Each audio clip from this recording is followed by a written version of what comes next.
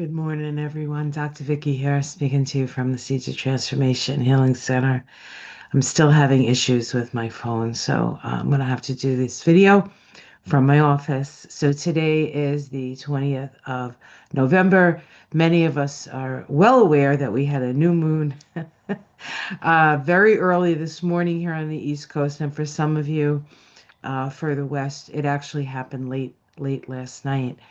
And I will pull up the chart for it because it's not just about the new moon.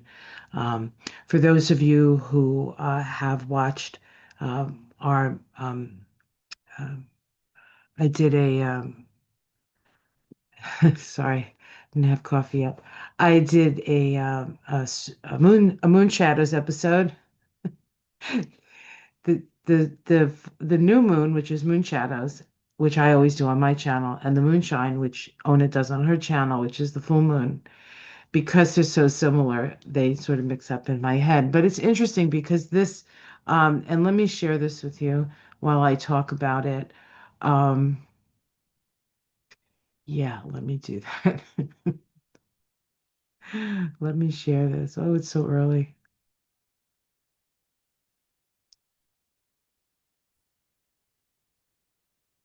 Okay, and so here's the chart.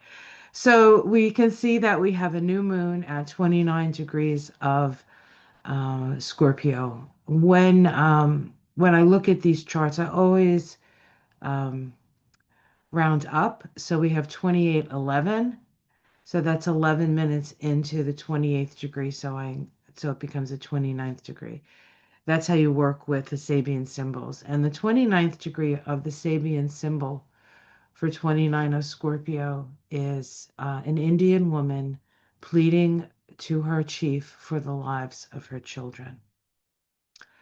It says prayer as a force that brings peace. When our instincts get the better of us and our behavior goes outside of acceptable limits, we must find a way to center in peace. Intense emotional focus. This is the new moon. The sort of suggestion, I might say, for the new moon. Um, when our instincts get the better of us and our behavior goes outside acceptable limits. Now, we can say very well that here in America, certain people's behavior has gone uh, out of acceptable limits, and we need to find peace. We need to find a way to resolve that, right? So, Scorpio isn't.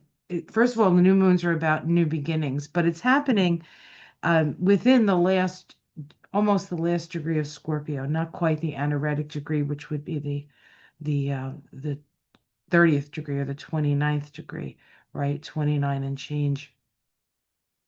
But Uranus in a powerful opposition to this new moon is in an anaretic degree. It actually just moved back into Uranus just moved back uh, into Taurus, and this Uranus sits in almost an exact square to Donald Trump's ascendant, and he has his Mars there.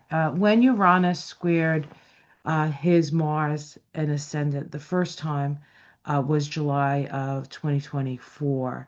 And that was when that was the thing that happened in Butler. Okay, so it definitely, Uranus definitely affecting the chart, and because it's in opposition to the new moon in a sign that deals with the shadow, there is an uncovering of the shadow. There is an uncovering.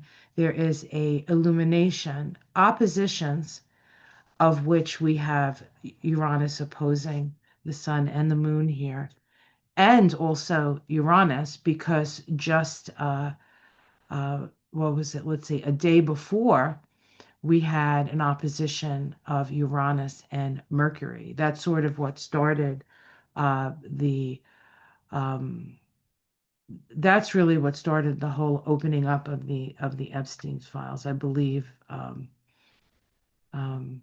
it's all sort of been like a week long, really like. things just like falling into place so things could fall away. This new moon is also part of a grand trine. In water, we have this new moon making a trine to Neptune and a trine to Jupiter and a trine to Saturn. In fact, Saturn and Jupiter, the two planets that rule how our society functions, are in a pretty tight trine to each other. It is a trine of self-expression. It has Leo side trine. So there's a lot of ego with that trine as well, but there's also a lot of creativity. Um, but this is really sort of this grand trine in water.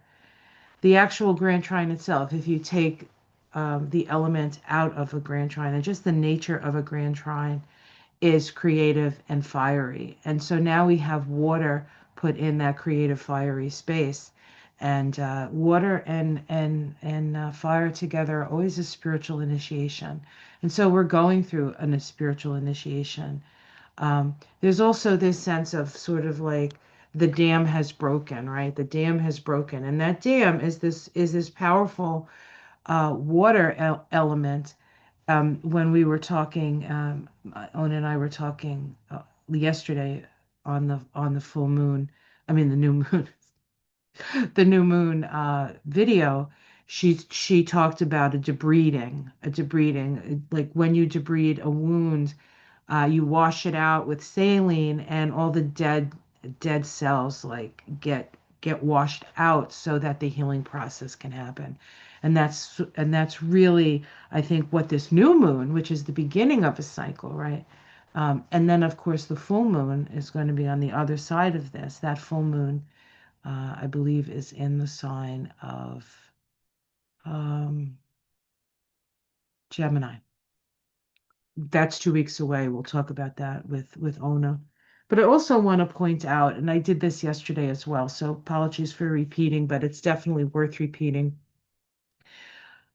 Um, Pluto, Saturn, no, let's try again. Scorpio, I really should have coffee before I do this, but if I make coffee too early, it wakes Michael up too early and then he's grumpy. So I try to avoid making coffee until at least a little later in the day. So apologies for that. Um, I always look to the rulers of the sign where the new moon is in, and where are those planets, and what are they doing? Well, Scorpio is co-ruled by Mars and Pluto, and so I looked to see where Pluto was. That's the modern ruler of Scorpio, and Pluto is at 2 degrees of Aquarius, and it says the Sabian symbol is an unexpected thunderstorm.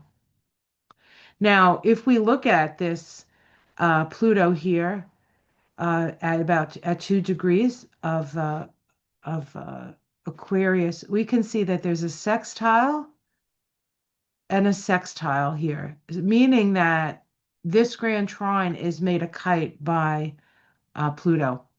And Pluto is opposing, although it's wide, is opposing Jupiter.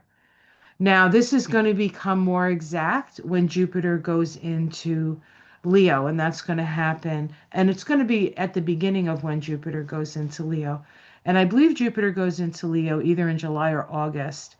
And so there's illumination around those issues. And that Jupiter um, uh, Pluto synodic cycle started back in 2020. So we have something that started in 2020 coming to its fruition, to its sort of lesson, to what we need to see. But I don't want to talk too much about that because that's too far ahead. We're talking about today.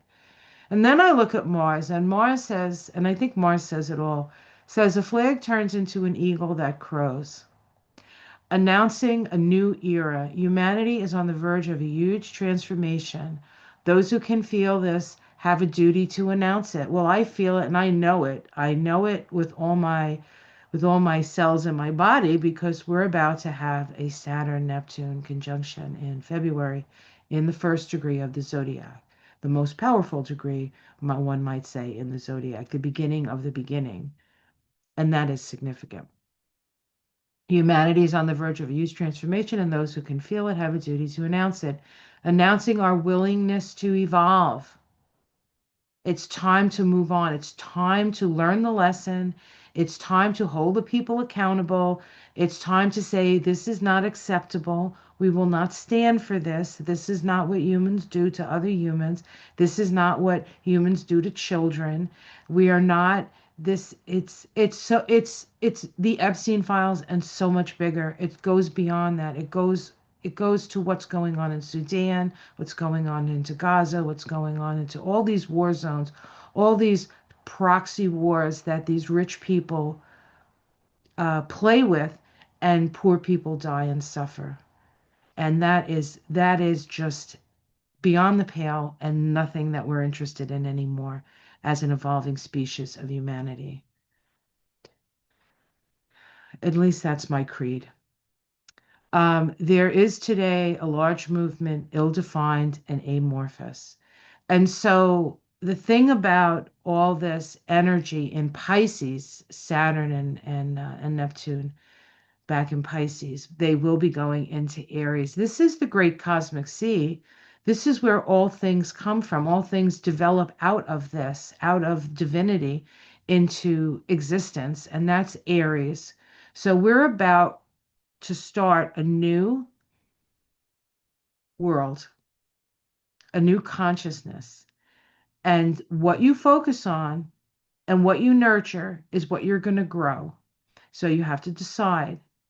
Now, that's happening in February. You might say, well, that's not too far away, but that's still, a couple of months away. A lot's going to happen between now and then. A lot of things are going to be flushed down the bowl. Um, a lot of things are going to be uncovered. A lot of healing has to happen. A lot of things that will come out that we may not even be able to consciously uh, deal with. And we can look at it at some point. I think we're going to be really busy building the new, um, but there will come a time when this stuff comes out to be seen and to be understood on a broader level. But right now, I think the most important thing is to know that um, we co-create with spirit, and that if we want a different world, we have to be the ones to create it, and we have to focus our minds and our heart on those things we want to bring in, and we have to be willing to let go of those things that no longer serve. And some of them may not seem like you're ready to let them go, but Pluto is a great let go. Now, let me one more thing. I know I'm keeping you way longer than I need to in the morning. But we also have Uranus making a sextile to Neptune. This is very important. This is also happening on November, today. Neptune and Uranus making a sextile is about opening the lines of communication on seeds planted at the Uranus-Neptune conjunction. When did that happen? That happened in 1993. There were three conjunctions at 19 and 20 degrees of Capricorn. I think there were two at 19 and one at 20, or the opposite. Um, 19 of Capricorn, a 5-year-old child carrying groceries, premature responsibility. Taking on heavy burdens will accelerate our process of growth, yet needs to be carefully managed to avoid exhaustion. That was the Sabian symbol for the conjunction back in 1993. The other Sabian symbol for the conjunction in 1993 was at 20 of Capricorn, a hidden choir singing, spiritual fellowship. Putting aside the ego, we find that greater joy comes from shared celebration of our spiritual nature, spiritual fellowship. This is actually the second of 5 exact sextiles between these two planets between 2025 and 2027. And this initial conjunction was really when 1993 was a 22-4 year. And so it was a master spiritual builder year. Master spiritual builders takes the light from source and creates a foundation. And so in a way, we're creating a spiritual fellowship and a foundation for a new future that started back in 1993. So some people weren't even born that might be watching this. But many of you are. I understand who watches me. Okay. And then the other thing I want to talk about, and just one more thing, is that Mercury today will have its inferior conjunction to the sun.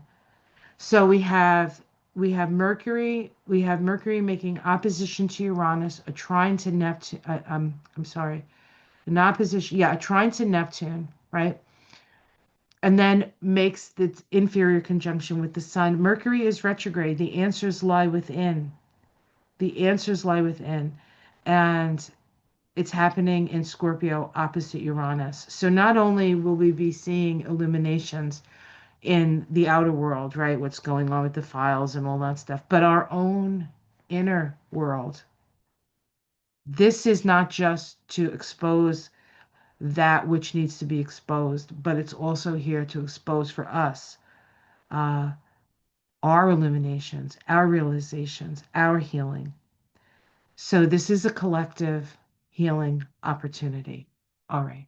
So I will let you guys go because I kept you way too long. Have yourself a great morning, a great day on this Thursday. Right now, the moon has moved into Sag, so it's not maybe things aren't feeling as heavy and things are feeling a little more ebullient as Sag can do that. Sag gives us the opportunity for the big picture, and then the moon's going to go into Capricorn, which has us thinking about how we can be efficient with things and how we need to work with things, and then it goes into Aquarius, which is about the collective. So it's going to be an interesting rest of the week. I realize it's Thursday, weekend. And yeah, we're living it together, guys. Have a great day, and I'll see you again tomorrow. Take care. Probably because I'm so good at figuring things out on my phone, I'll probably see you like this tomorrow as well. Take care, everyone. Namaste.